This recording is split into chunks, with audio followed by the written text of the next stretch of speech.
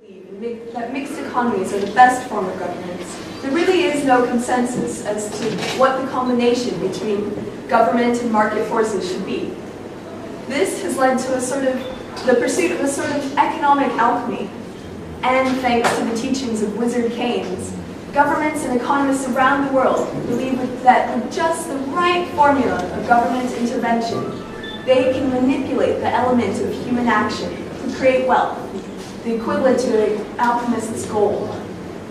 As a product of their constant experimentation, the results are becoming shoddier and shoddier. Rather than coming up with gold, the decades of failed experiments and overdoses of government intervention into the formula are now beginning to produce nothing but lumps of coal, stagflation. As they sit amongst their piles of coal and 1% growth rates, many look at China's recent growth rates of around 10% of GDP and are starting to think that the Chinese economic alchemists must have come up with the long sought-after formula. This is something they now call the China model, with ingredients of authoritarian rule, some form of free market, and a big role for the state enterprise and their projects. But in fact, the truth is, there is no magic formula. A golden economy cannot just be conjured up. It can only arise through an organic process in the free market. And as with gold, with growth, there's a sharp contrast between that which is real and that which just looks like it. Growth that comes from unnecessary and unbeneficial jobs and projects is nothing compared to the growth that results from useful productivity. In the same way, governments can print out paper money, but try as they might, they cannot create real wealth or gold. For precisely this reason, I would like to make the point that there is no China model. China has been doing some good things in recent years, but its success is entirely attributable to the introduction of the aspects of the free market. This country is no exception to the rule. With this talk, I hope to shed some light, firstly, on the development of the free market in China, which is what is behind the country's astounding growth, and secondly, on the government's behavior in quite recent times that threatens to destroy all that's been gained. This is a message I'd like to share, as it is of the utmost importance that the right lessons are taken from China's story. For if progress is inaccurately credited to government intervention and decline mistakenly attributed to the free market, then a great opportunity to improve lives and living standards will be missed. Beginning China's story at a time when its economic system was entirely centrally planned, one can barely ask for a better example of the benefits of the free market. For each incremental step the country has taken towards economic freedom has resulted in greater and greater prosperity for the people. So, let's take a look at how economic freedom, and let me stress, economic freedom alone, has completely transformed China.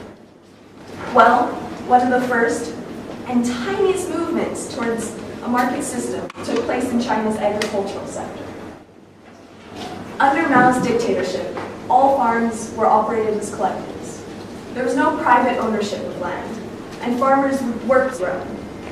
And furthermore, it was decided that this province would grow rice. The people were then commanded to turn a mountainous landscape, such as this,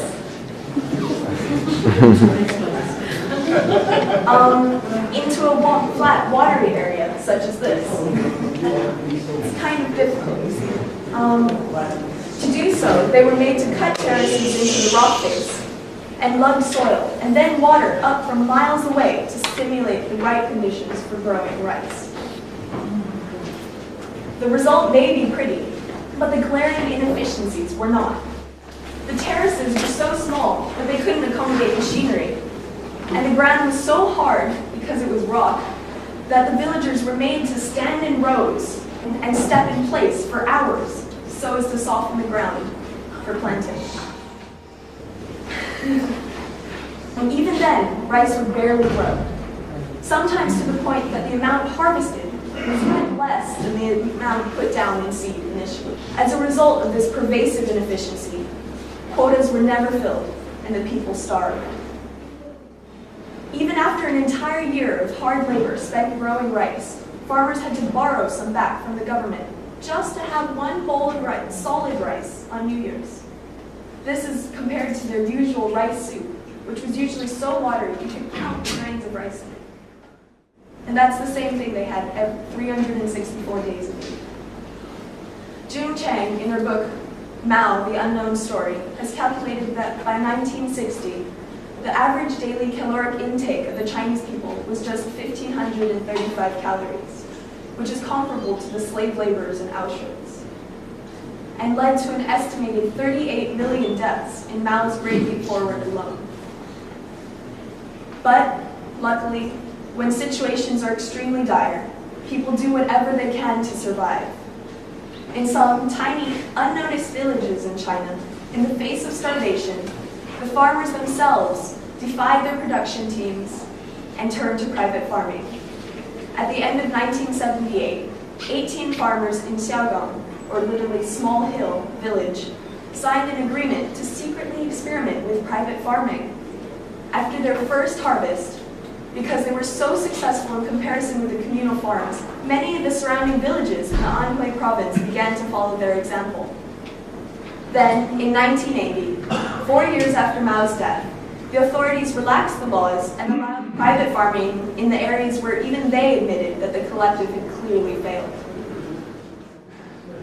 Though the land was still owned by the government, the right to cultivate it was then divided between families, who were still required to fulfill a government quota, but were otherwise free to farm as they saw fit.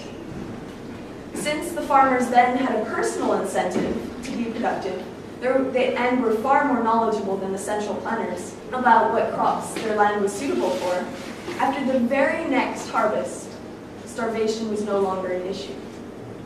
The government quotas, which had been previously impossible to meet, were based upon estimations for the inefficient collective farms, and as a result of the magnificent productivity gains of privatization, there was excess even after they were fulfilled. With just this small step of decentralizing decision-making power in agriculture, the transformation was immediate. Then, emboldened by such success, another step was taken towards economic freedom, in the form of creating special economic zones. Taking over the country's leadership after Mao's death, Deng Xiaoping admirably did not presume to know exactly how the country should be run. All he knew was that people were starving. And though he had no intention of abandoning the communist system altogether, he proposed that instead of blindly following communist ideology, and that instead the authorities should seek truth from facts, as he said. This attitude is what led to the implementation of special economic zones that would serve as a testing ground for capitalism. At first, the authorities were nervous about what might result, and thus the experiments took place in the poorest and most rural areas, where there was the least amount of existing state investment, and so as to minimize their impact if they failed. The most famous example of this economic experimentation is the case of Shenzhen.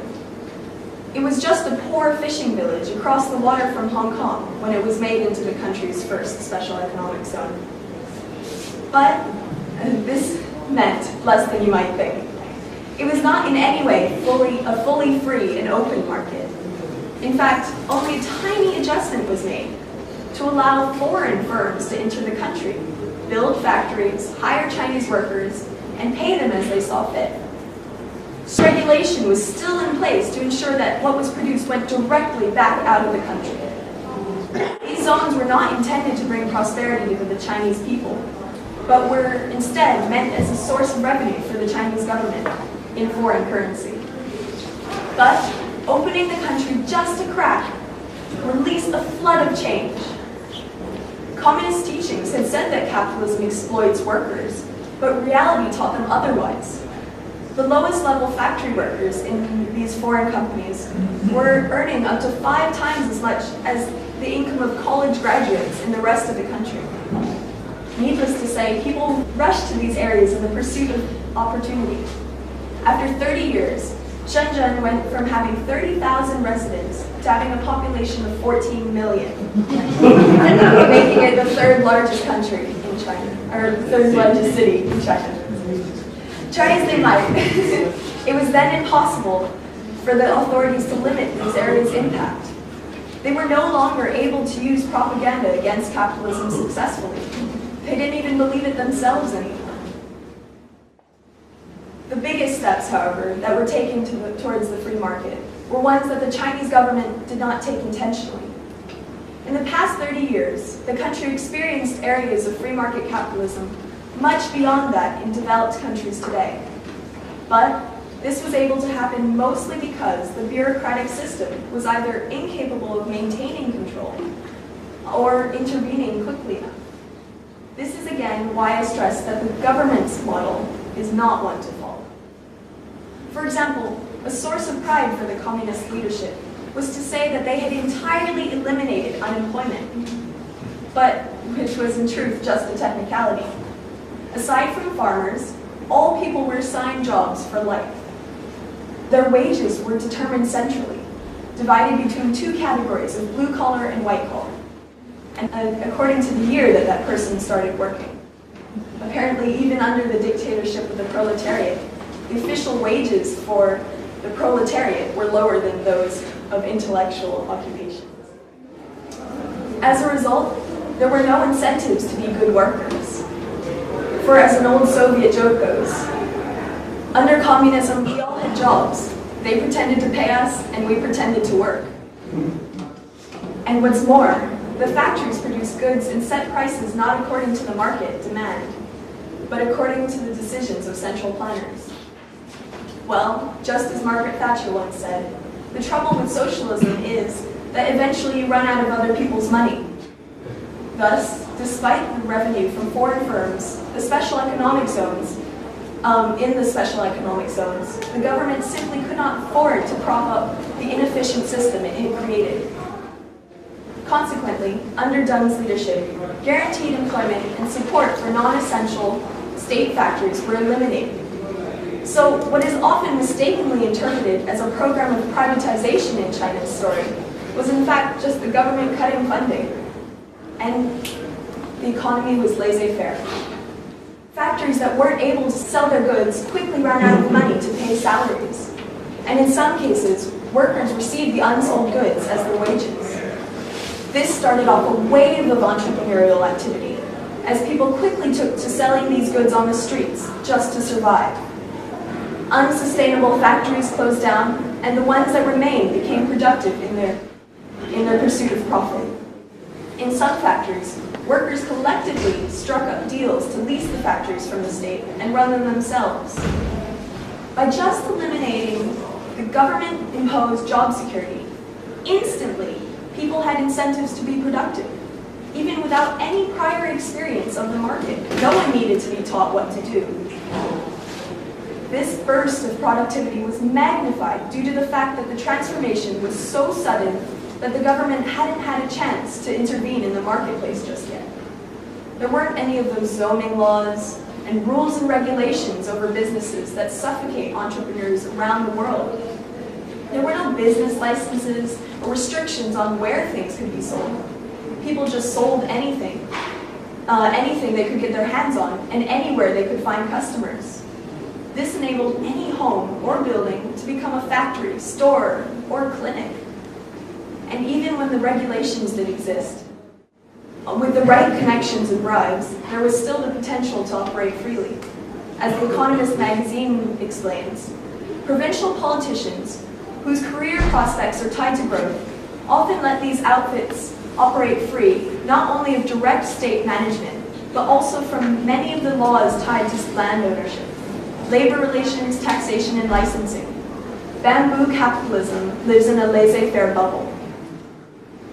But now, the question is, where is China heading today?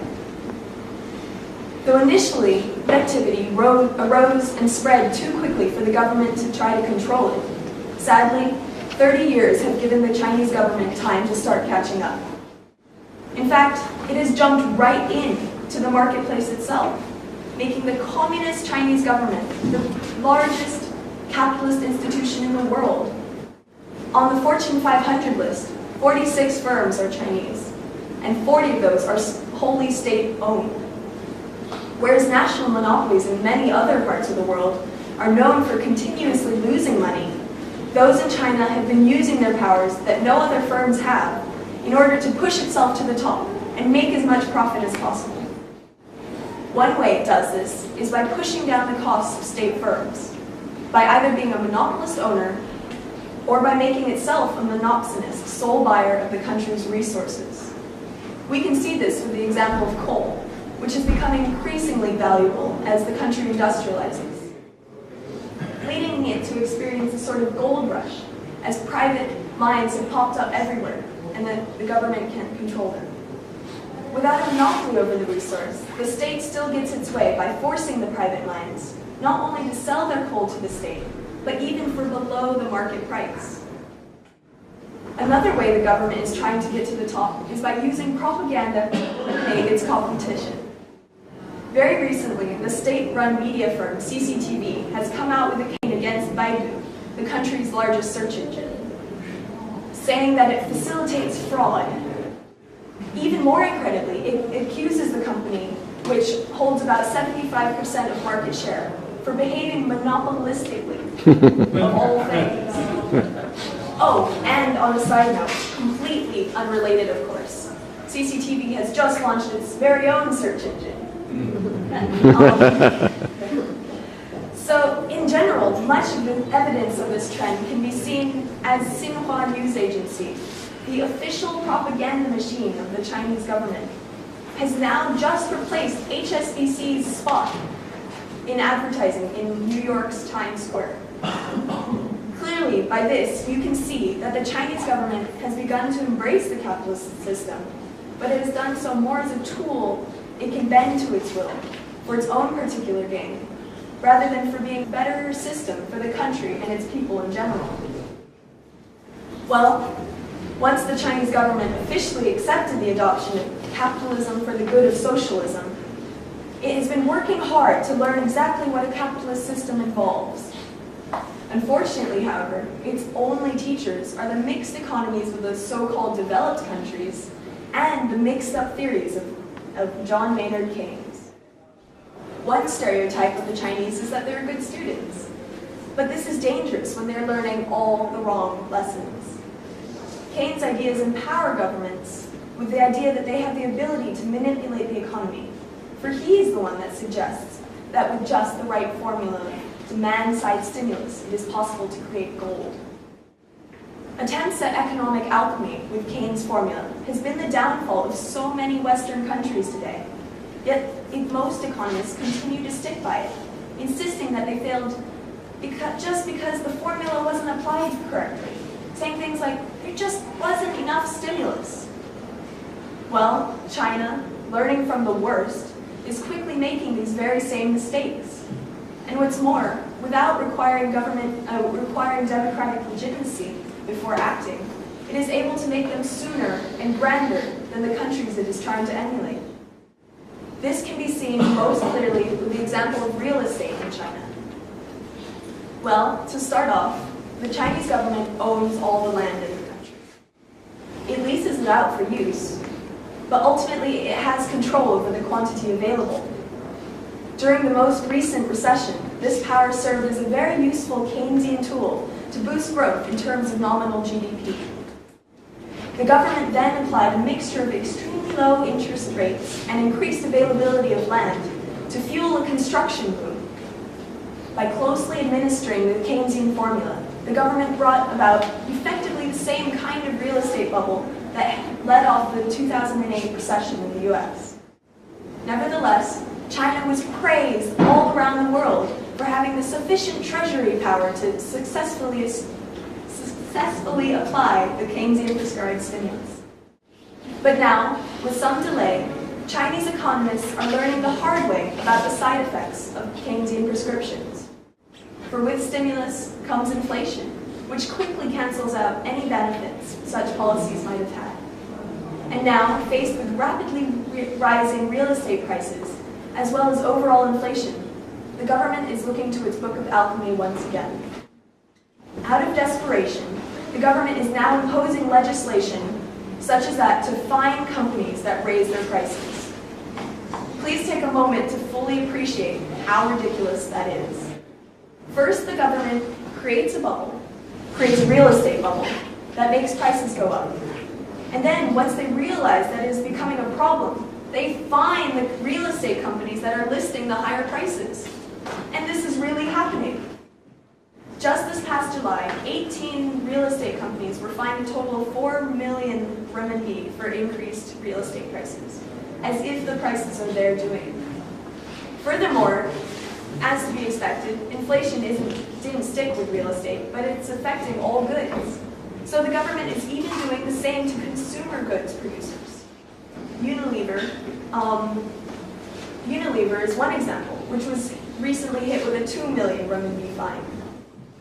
At the same time, in order to help wages keep up with inflation, each province is rapidly increasing its minimum wage levels. Earlier this year, Beijing's minimum wage rate was increased by 21%, which was the second such increase in just 6 months. This is particularly detrimental to low-skilled laborers and is making the country less and less competitive for manufacturing. Higher labor costs, combined with the inability to raise prices to cover them, are quickly creating an inhospitable environment for business. Such poorly thought out policies show very clearly the government economists' lack of understanding in regards to how the market really works, and how deeply they believe in having the power to manipulate every aspect of it. Strangely enough, there may be some benefits to the deterioration of China's free market being rapid rather than gradual. An example of this is the fact that the Chinese people have not yet developed the kind of dependency on the state that plagues the economies of countries where welfare states have been in place for generations. Things like healthcare and university educations are all paid for upon use. And though the costs may be subsidized, there's no expectation on their part that the services should be provided by the government for free. This has contributed to the high savings culture in China as people budget and prepare for future potential costs. The sharp contrast to countries with welfare states and Keynesian policies, which have done their best to discourage this big habit. This sense of self-reliance is also apparent when it comes to job seekers. Even under Mao's rule, there was no sympathy for those who did not contribute to society through work. Thus, the Chinese people who face potential unemployment are much more mobile, ready to move across the country or across the world in search of opportunity, or they turn to entrepreneurship. However, on the other side of the world, with welfare benefits such as council housing to keep one stationary and a host of other support schemes to diminish one's drive, labor mobility in developed countries has been in decline for some time. These simple differences between governments' policies have a vastly different impact on society.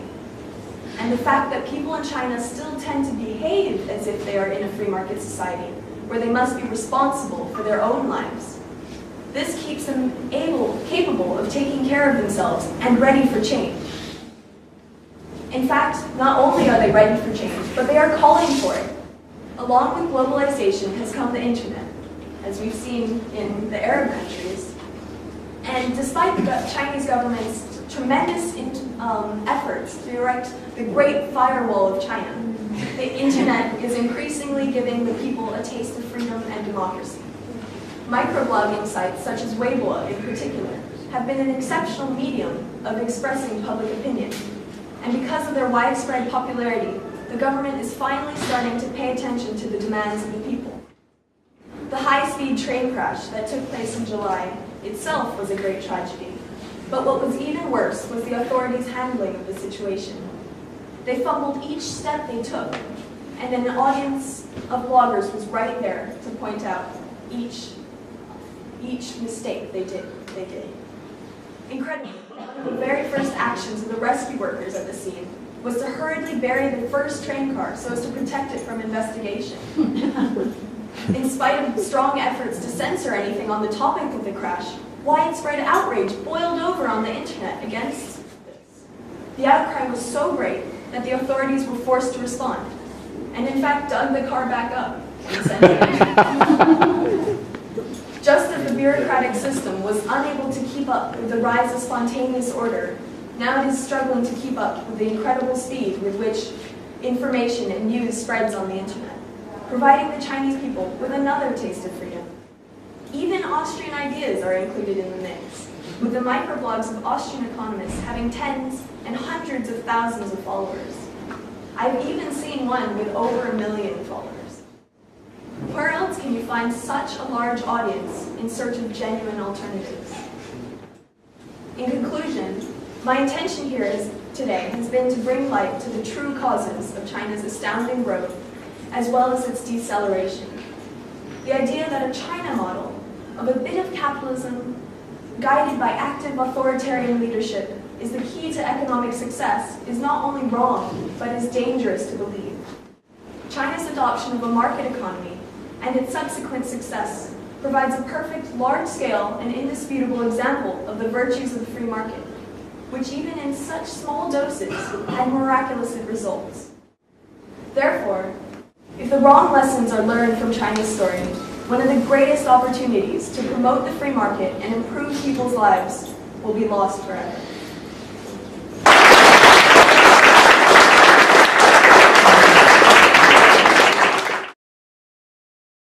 Another deep liberal principle called the presumption of liberty. This is what Egyptians and many people around the world lack.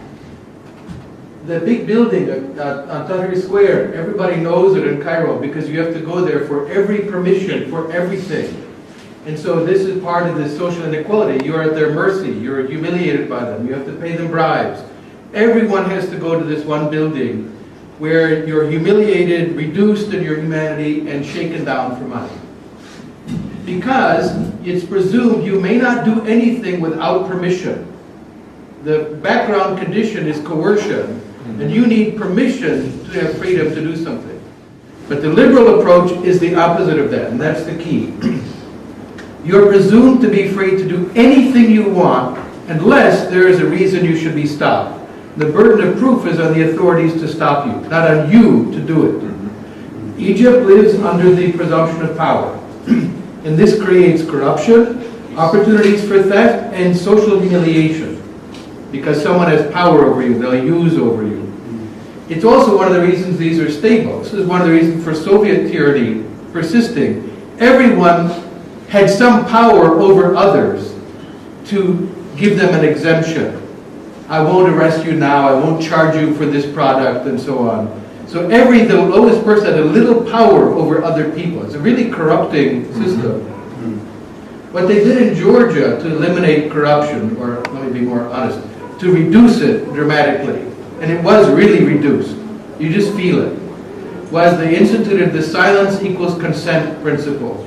If you apply for a permit from the government, first off, they abolished the majority of permits, were just abolished. They said, for each permit, why do we have it? If there's no good answer, they said abolish it. So most were abolished, from 950 down to 100 and something. It was pretty dramatic. Second, if you apply for it, and after 30 days you have not received an answer, the answer is yes. So the burden is on them to stop you, not on you to induce them to improve it. That did more to eliminate corruption than all of the posters and campaigns and TV ads in official anti-corruption campaigns. It changed the burden of proof. The bureaucrat must show why you should not be allowed to do it. You do not have to show why you should be allowed. And that's something that is being discussed in Egypt, introduce that kind of reform and remove this power to humiliate and shake people down that is exerted by the bureaucracy. In China, they have a solution, the firing squads. They shoot corrupt officials. Teams that brought about a process of revenge have not done very well. The lustration process that a number of countries went through, Czechoslovakia was the first, where people who had this bad history had to go through a kind of illumination process. It was made clear, if you run for public office, these files will be revealed. You are an agent, you are an informer. But otherwise, we close them.